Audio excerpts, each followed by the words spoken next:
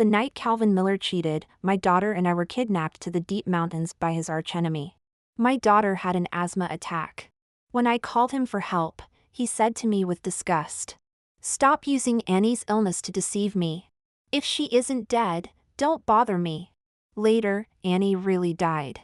He knelt on the ground, crying his heart out, clutching my hand, and said, "Let's have another child, okay?" I looked at him with empty eyes. "Who are you?" Ding! This novel reminds you to click the subscribe button in the bottom right corner to read the complete novel. Mom, will Dad come to save us? My daughter curled up in my arms, looking at me with fearful eyes. My hands and feet were tied. I lowered my head and rubbed my daughter's forehead with my chin, comforting her. He will. Dad will definitely come to save Annie. After speaking, I looked up at the person in front of me and said, "Give me the phone." Jason White, dressed in black, spat out the cigarette in his mouth and walked over, handing the phone to me. "Tell him to bring $20 million in cash. Don't say anything else." I nodded.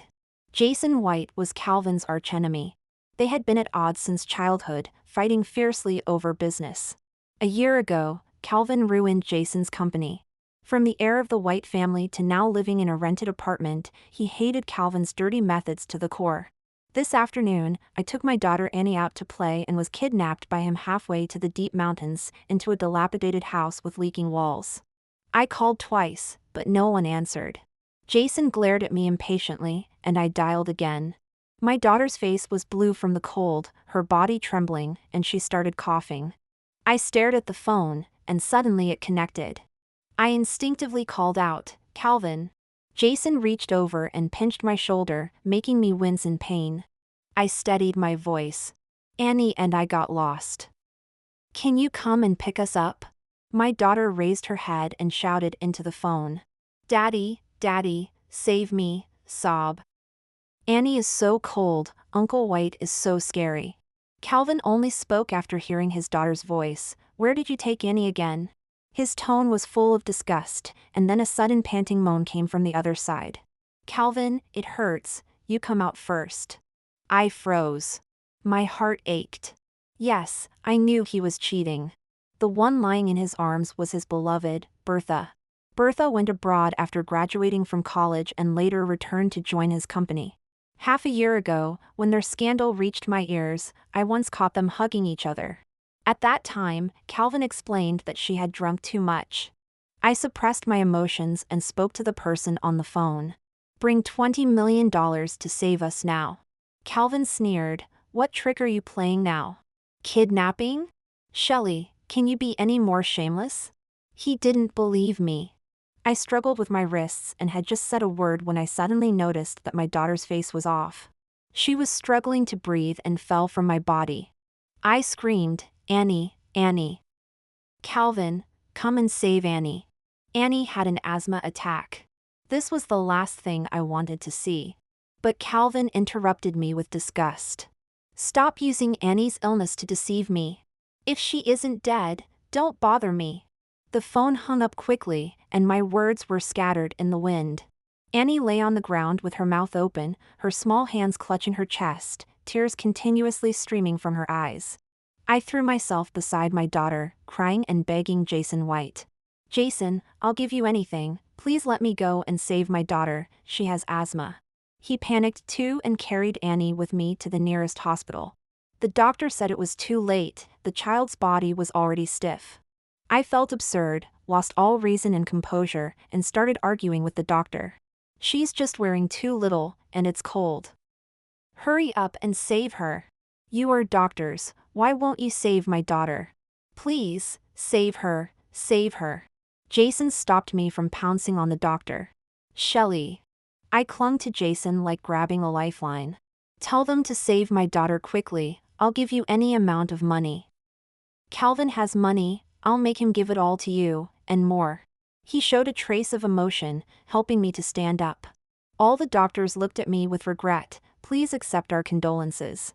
A rush of blood hit my head, and I tasted blood on my tongue. I felt dizzy, and my vision went black. When I woke up, I saw my parents, Calvin's parents, and a bunch of relatives and friends. But Calvin was nowhere to be seen. When Annie's ashes were placed into the box, Calvin Miller arrived at the hospital late. He looked at the urn, shedding a few hot tears. His eyes were bloodshot as he questioned me in grief. Why didn't you wait for me? I felt as if my heart was dead. Mechanically, I turned my head to look at the man I had loved for 12 years. Weren't you the one who didn't believe? Didn't you say I was lying to you? Didn't you say if she isn't dead, don't bother you? He suddenly flew into a rage, got up, and slapped me. My brother rushed over, grabbed him, and punched him back, cursing loudly. How dare you blame my sister?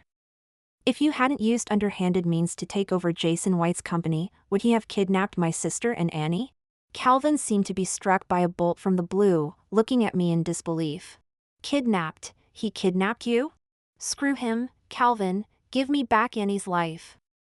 You deserve to die. Bruce threw him to the ground and sat on him, punching him. The two of them wrestled together. My parents and friends rushed to break up the fight, and the scene was chaotic. I seemed to hear my daughter's laughter, so I picked up the urn and ran outside. On the street, cars were passing by, just like the road Annie and I had walked on that day. Annie's tender voice was teaching me how to cross the road. Hand in hand, we crossed the road, but when I looked down, my hand was empty, and Annie was gone. The green light on the other side was about to change. I stopped in the middle of the street, anxiously turning around to find my daughter, Annie. The sound of horns urged me, and I ran across the street, only to be hit by a right-turning motorcycle. I heard someone shouting at me, "Shelley, don't die." I had a head injury, with a blood clot in my brain. The doctor said surgery might cause amnesia. They asked me to consider carefully whether to opt for conservative treatment or a craniotomy. Seeing Bertha in a professional suit appear in the ward, I actually wanted to lose my memory immediately. I turned my head and asked Calvin, who was sitting in a chair peeling an apple for me. "Why did you let this spiteful woman come?" Calvin's face darkened. "Don't speak so harshly." I laughed coldly, suddenly grabbing the knife from his hand and throwing it at Bertha. She screamed in fright and crouched on the floor, covering her head. The knife stuck into the wall.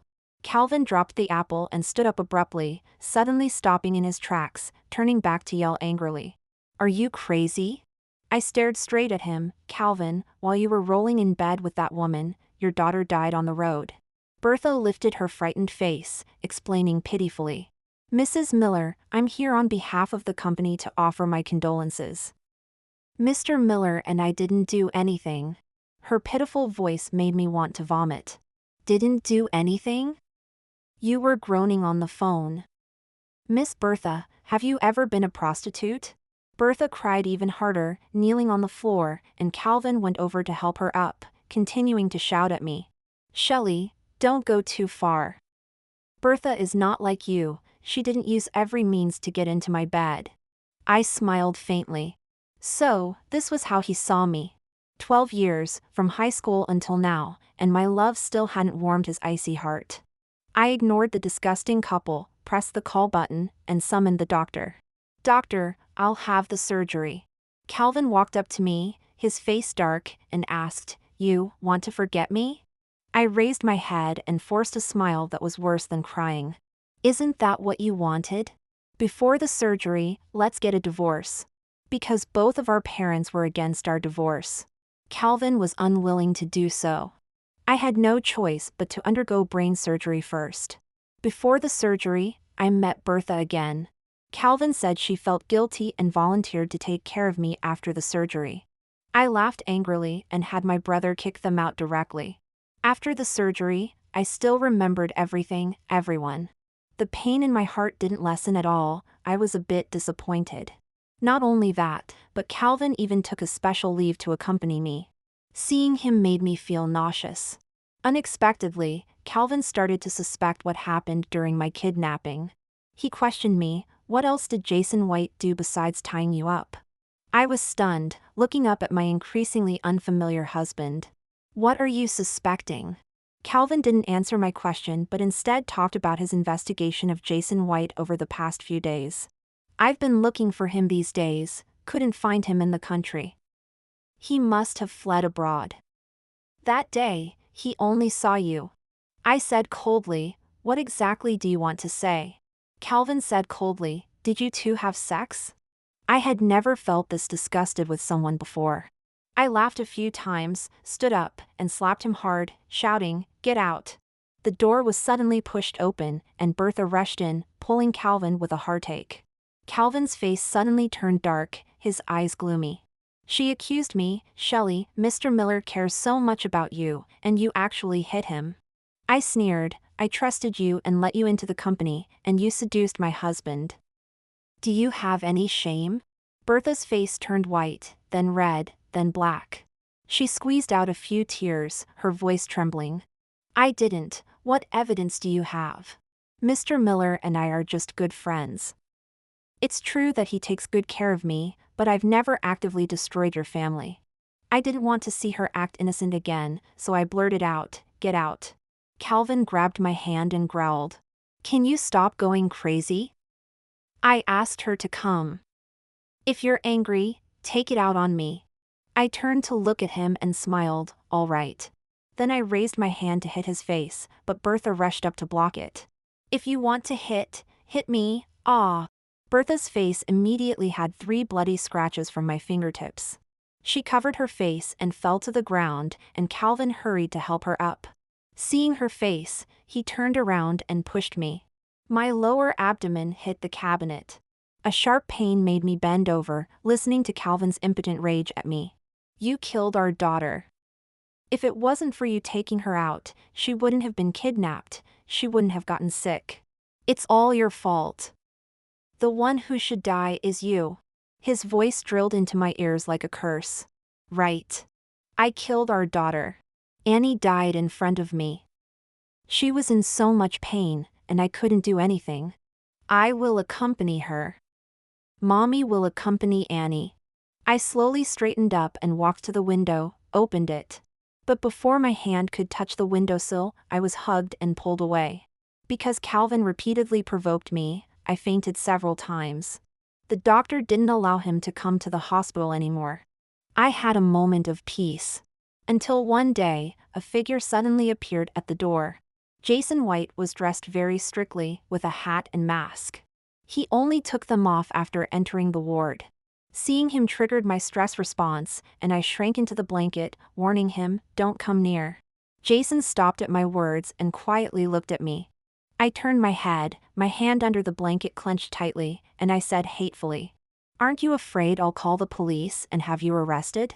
Jason said, "You can call if you want." I threw off the blanket and went to the drawer to find my phone, but I didn't move once it was in my hand. The phone screen showed a photo of Annie. Tears fell onto the screen, on Annie's cute, smiling face. I cried and laughed. "What good would it do to arrest you? My Annie won't come back." Jason's voice was hoarse, "I'm sorry. I shouldn't have used you all to get back at Calvin. I'm sorry for Annie." I clutched my phone, lowering my head to rub the tears off my cheeks. Jason and Calvin grew up as rivals, constantly competing because of their families. They competed in grades at school and girlfriends and love.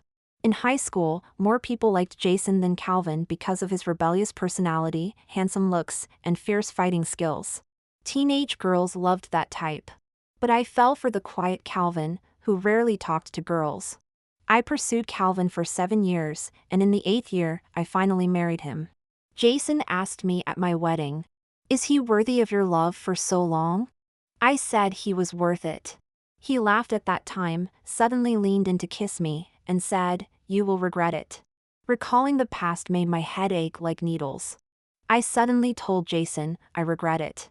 My persistence in chasing Calvin all those years was because of my love. Because I was too stubborn, I didn't see his heart clearly. At that time, Calvin also noticed that Jason seemed to have some feelings for me and started taking me to various parties frequently, showing off our love in front of everyone. Sometimes I could tell he was putting on a show, but I endured it because I loved him. I was really foolish. I was an idiot. I mocked myself, pinching my palm hard, my nails digging into my flesh. Jason suddenly walked over, grabbed my wrist, and pried my hand open, seeing the blood seeping from my palm, his brow furrowed. "Shelley, instead of torturing yourself, why not torture me?" He turned to find some tissues but saw Calvin standing at the door with a furious expression through the glass. I glanced at him lightly and turned my head. Calvin kicked the door open with a bang, charging in like an enraged lion, grabbing Jason and punching him hard. Jason took a few punches before fighting back. The two crashed into the room's tables and chairs, creating chaos. The doctor called for security, and it took 7 or 8 people to pull the two red-eyed fighters apart. Calvin's mouth was bleeding, and one eye was swollen. He roared, "Jason White, you murderer, how dare you come out? You killed Annie. You killed my daughter. Let me go. I want to beat him to death. Send him to prison. I want him dead." Jason was pulled aside and sat down, not saying a word, just looking up at me. Calvin suddenly cursed at me. "Shelley, how dare you collude with him and betray me? You two conspired to kill my daughter, you shameless dogs. I will kill you both. Kill you." I got out of bed and slowly walked to Jason. As soon as I squatted down, something heavy struck the back of my head. I looked back and saw Calvin's shocked expression, then he broke free from the others and rushed to hold me. I murmured, "I can finally die. Calvin, I'm going to die." I knew the back of my head had a hole, and blood was flowing out. The strong smell of blood almost made me faint. I heard Calvin shouting uncontrollably at the people nearby, "Quick, save her." I was held in his panicked embrace, and he kept calling my name. "Shelley, you can't close your eyes, you can't die. Do you hear me?" I didn't understand. It was clearly him who hit me, so why was he pretending to be so anxious? I closed and opened my eyes again, and in a daze, I seemed to see him crying. A bitter laugh welled up in my heart. Impossible. His beloved daughter died, and he didn't cry. If I died, why would he cry? Calvin Miller would never cry. It felt like I was being carried to a bed, and the scene in front of me gradually blurred. Suddenly, a memory from my university days flashed through my mind. It must be the final moments before death, a life review. On my 20th birthday, I went out to eat with friends, and when I came back, I saw Calvin waiting for me under the dormitory building. He gave me a bracelet. That was the first gift he gave me. I cherished it so much that I hardly wore it, only putting it on for birthdays and anniversaries, as if it instantly took me back to the year I was most moved. After graduation, I interned at Calvin's family company. During a gathering, he helped me block a drink, and we both got drunk. I bravely kissed him, and he kissed back. 2 years later, I unexpectedly got pregnant, and his parents demanded an immediate wedding. But within 3 months, I had a miscarriage. At that time, Calvin was very distressed about me, spoiling me endlessly. A year later, I got pregnant again and gave birth to Annie. I thought I would be happy like this forever. When Annie was 2 years old, Bertha suddenly appeared in front of Calvin. I had never seen Calvin lose his composure in front of others, nor had I ever seen such a stunning expression on his face. The shock in his eyes instantly turned into a regained love. It turned out that he loved someone else in his heart. When I woke up, I was surrounded by people. My brother urgently came forward to ask, "Sis, you're awake." I recognized this voice well. It was my brother Bruce. He helped me sit up. When I looked up again, I was startled. Why were Dad and Mom crying? Wait, wasn't Bruce supposed to be in elementary school? I remember that I accidentally fell off the bed while trying to pick up something. And I clearly told my roommate that I didn't need to go to the hospital for this minor injury. "Are you my parents and Bruce?" Their faces changed instantly. Suddenly, someone came over, knelt on the ground, crying heart-wrenchingly, and grabbed my hand. "I shouldn't have quarreled with you. Let's have another child, okay?" I looked at him blankly. "Who are you?" Bruce's voice trembled. "You don't recognize him?" I shook my head. My head still hurt, and I didn't know what had happened. The doctor came over after hearing the news, examined me, and asked, "Do you know your name?" I nodded. "Shelley." Doctor asked calmly, "How old are you this year?" I frowned and replied, 18 years old. Everyone was shocked. Doctor asked again, "Do you recognize them?" I looked up at them, not very sure. They seemed familiar. I reached out and tugged the doctor's coat. but they're not quite like what I remember. The doctor comforted me, your memory has some issues, but don't worry, these people are your family. Then he turned to them and said, we can confirm she has amnesia. The man who had been crying just now seemed to go mad upon hearing the doctor's words. He rushed to my bedside, grabbed me painfully, and asked, how can you forget me? I am your husband, Calvin Miller. He squeezed me so hard it hurt. Bruce pulled him away and punched him, you bastard, get away, you almost killed my sister. After the man was pulled away, I carefully observed him. He indeed looked a lot like Calvin Miller, but the Calvin I liked was only 18 years old. The 18-year-old Calvin Miller didn't have a beard, nor would he be so unkempt. He was always clean and imposing. But this man looked too much like Calvin, their eyebrows and eyes were almost identical. I tentatively asked him, are you really Calvin Miller? He suddenly grabbed my hand, placing his hand together with mine, his voice gentle enough to drip water. Look, we have wedding rings, we are married, Shelley. The matching rings seemed real. I was both surprised and delighted, looking at him a bit shyly. But I'm only 18, how could I be married to you? He sat down, holding my face, his voice incredibly gentle. It doesn't matter, it's okay if you can't remember for now, just remember that I'm your lover. Calvin took me home. I saw our wedding photos. So we were married, I used to dream of marrying him. Looking at the wedding photos, my chest suddenly ached. Calvin hurriedly held me and asked, where does it hurt? I shook my head and asked him, do we have a good relationship? Calvin said guiltily, very good. I asked him many things, and he answered patiently. Although he said so, I still had doubts in my heart. If our relationship was good, Bruce wouldn't have said those things in the hospital.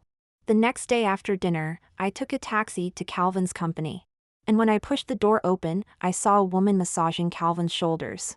They were very close, with smiles on their faces. Seeing me, Calvin's eyes flashed a trace of panic, he quickly stood up from the chair. Honey, why are you here? The woman calmly called me Mrs. Miller. I didn't know why, but even though it was the first time we met, I disliked her. Ignoring Calvin, I directly looked at the woman and asked coldly, what are you doing with my husband? The woman softly explained, I was just helping Mr. Miller relax. Calvin told her to leave and pulled me to sit on the resting sofa, concernedly saying to me, your health is not good, don't run around. The woman silently packed up the cups on the table, but one of the cups suddenly fell and shattered. Just as I was about to hold Calvin's hand, he suddenly withdrew his hand, got up to check on her, frowning with a displeased look. I thought Calvin would get angry, but he just softly reminded her, be careful. The woman softly acknowledged and then left. I asked Calvin who she was, Calvin simply explained. A colleague from the company, you wouldn't be jealous, right? My secretary is a man.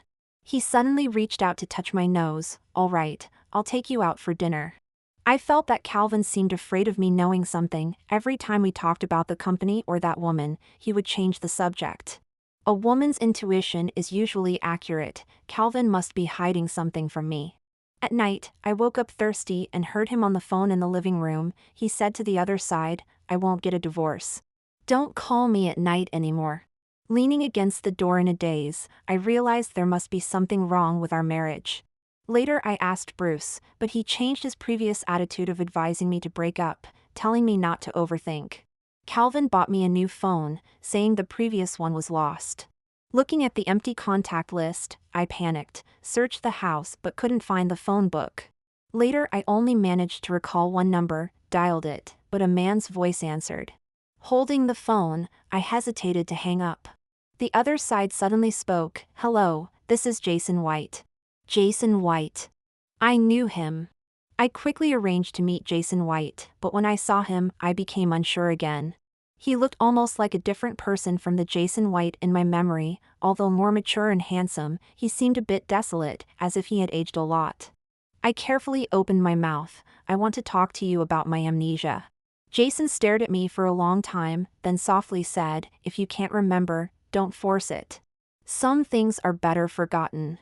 I stared blankly at the coffee cup, maybe he was right. I heard that people lose their memory because a protective mechanism kicks in, because the forgotten part would cause sadness. But I couldn't stand the blank memory, nor did I want to live in a lie. Was I going through a divorce before I lost my memory? Why ask me? My father, mother, brother, none of them would tell me. Jason smiled and asked back, "Do you think I would tell you?" I lowered my head, slowly speaking, "Sorry." Jason suddenly lifted my head with his fingers, his voice gentle.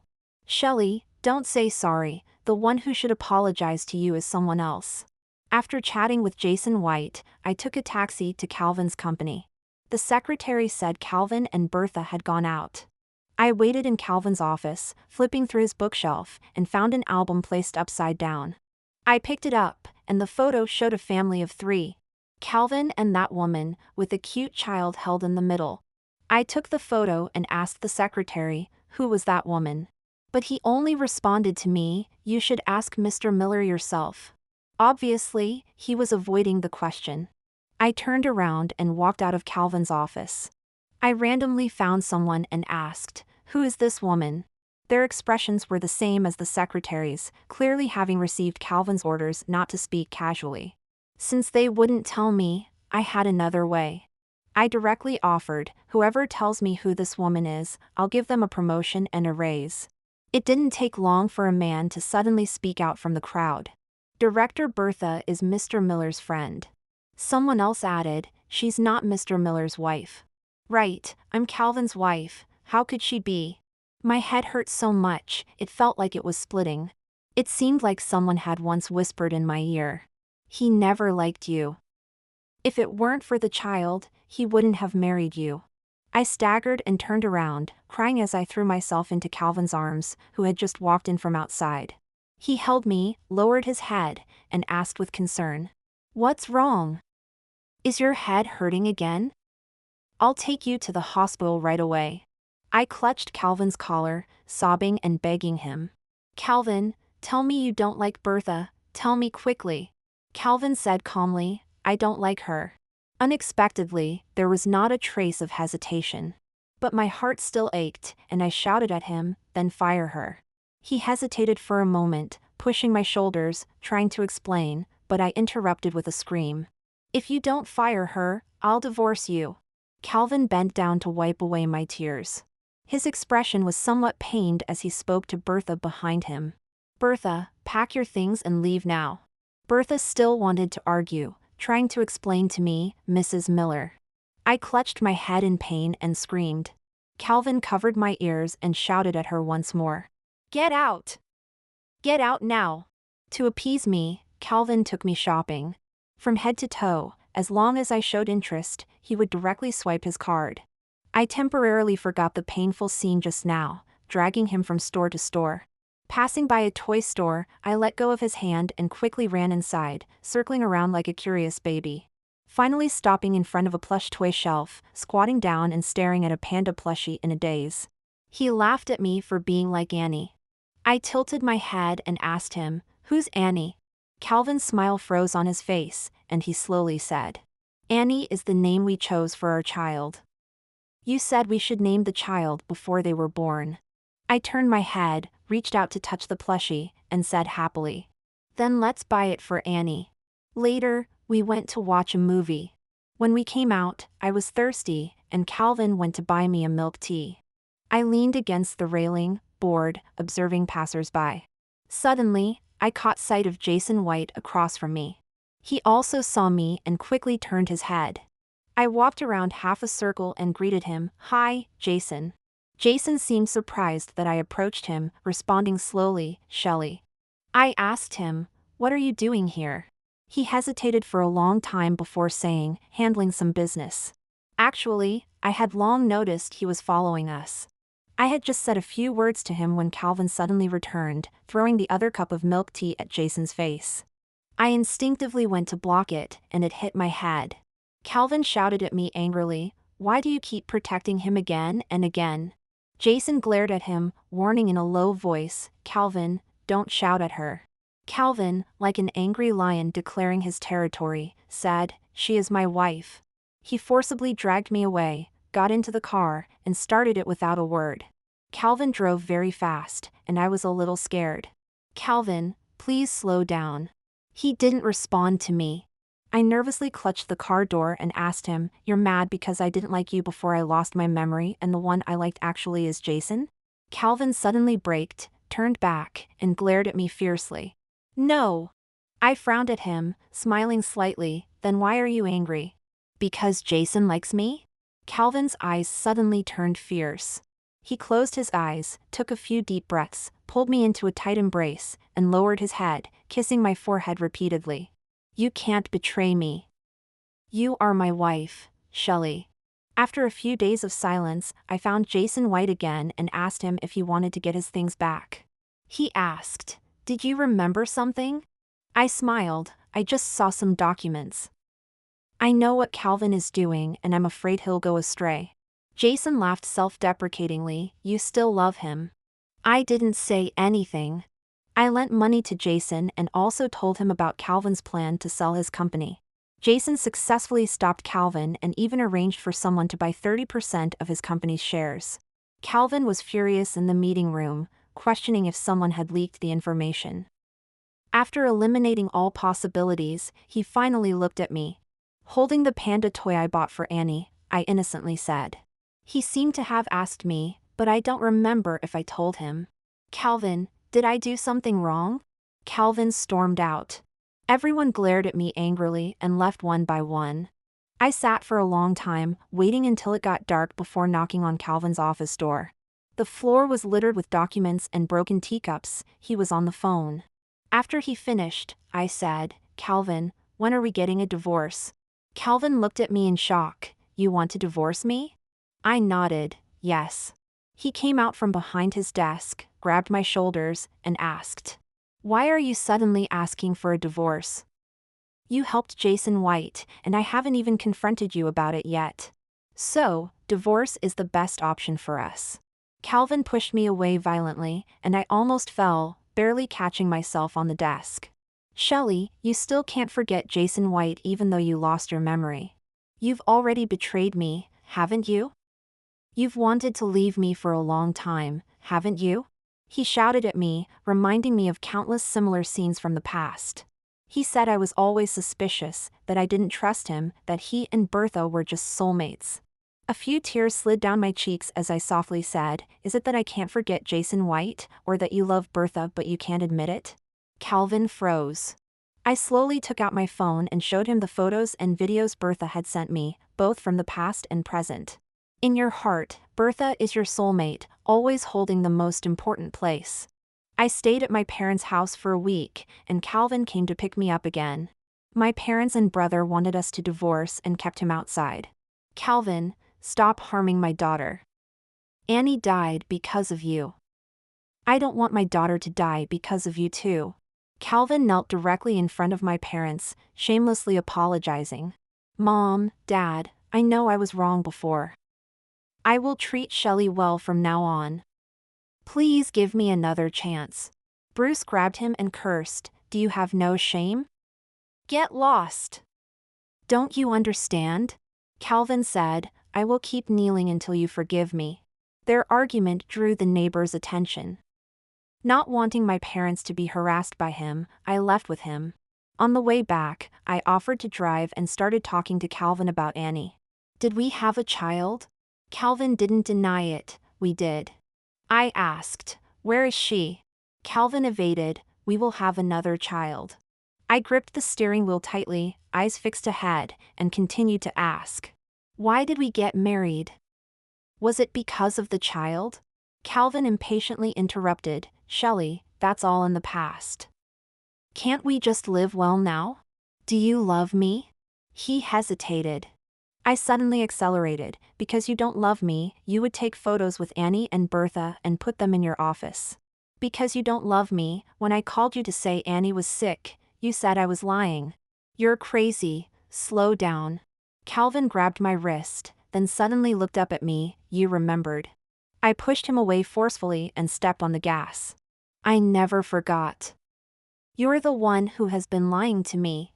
I did forget for a while after waking up, but my memory soon returned. Although my memories were chaotic, the image of Annie's shivering, gradually cooling body and his cold voice hanging up the phone constantly haunted me. I never forgot. When the car hit the road barrier, I touched my lower abdomen with one hand, murmuring to myself, "There's a scar here." How could I not know? My Annie was here. I narrowly escaped death and managed to cling to life. Calvin Miller had one of his legs amputated and stayed in the ICU for a week before being transferred to a regular ward. He walked into the ward on crutches and asked me, "Shelley, how long are you going to torture me?" I didn't look at him, keeping my head down as I read a fairy tale to a doll. "Annie, be good, Mommy will tell you a story." He sat beside me, his voice filled with pain. I feel just as bad about Annie's death. I can empathize. Empathize? I laughed, looking at this unrepentant, cold-hearted man. "Calvin, do you empathize with me carrying Annie for 10 months, or do you empathize with Annie's pain and despair during her illness? In the minute I was on the phone, did you worry about us for even a second?" Calvin was silent. It wasn't that he couldn't answer, he just didn't dare to. He and Bertha were never innocent. Even if they hadn't slept together, they were spiritual companions, inseparable. After a long while, he finally said softly, "I'm sorry." I reached out to wipe away tears, only to find there were none. Can a belated apology bring Annie back? "Calvin, I don't want your love, I want Annie back. Can you give her to me?" It turns out that when one is in extreme grief, they can't cry. Calvin stood up and slowly knelt on the ground, holding my hand and pleading, "Shelley, can you give me another chance? I love you, and I want to make it up to you." I withdrew my hand and said softly, "Annie wouldn't agree. Because of my severe injuries, I had to stay in the hospital. If the treatment stopped, I would die. I wanted to die, but my parents didn't want me to. They couldn't bear the pain of losing another loved one. I clung to life, barely surviving. Jason White kept visiting me. He had now transformed back into the young master of the White family, regaining his former glory. Today, he once again confessed his love to me. "I've become like this, and you still like me?" I really didn't know what he liked about me, nor did I dare to ask how long he had liked me. Jason bluntly said, "I like you." Fool. I laughed and scolded him, then looked out the window and said softly, "But Jason, I can't accept you." "I know.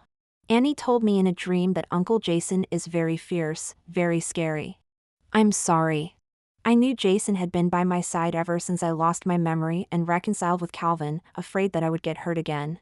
He wanted to atone for his sins and was waiting to turn himself in after I divorced Calvin, which is why he confessed to me today. I suddenly reached out and hugged him, whispering in his ear. Annie also said she forgives Uncle Jason, so Uncle Jason has to live well. Jason was stunned for a long time, then buried his head in my shoulder and cried. Finally, I asked him for one thing. "Jason, help me set up a children's asthma relief fund to help more kids." "I promise you. But you must promise me to keep living."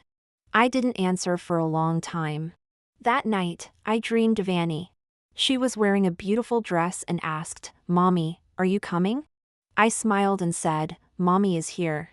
3 months later, Calvin was found dead in his apartment. The cause of death was a heart attack. In his hand, he clutched a photo, a bracelet, and a half-burned love letter.